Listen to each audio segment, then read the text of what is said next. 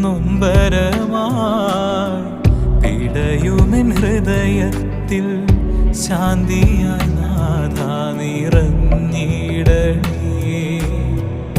ഉള്ളം തകർന്ന് തേങ്ങുന്ന എൻ പ്രാർത്ഥന ബലിയായി സ്വീകരിക്കൂ.